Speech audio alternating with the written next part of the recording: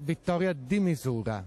Sì, era una vittoria di misura, l'avevo sempre detto dall'inizio che non sarebbe stata una passeggiata perché correndo da soli non era certamente facile. Ora che è stato eletto sindaco, lascerà la segreteria provinciale del Carroccio? Ma intanto dovrò confrontarmi con quello che è per me il mio referente, cioè Giampaolo Gobbo, che è il segretario nazionale.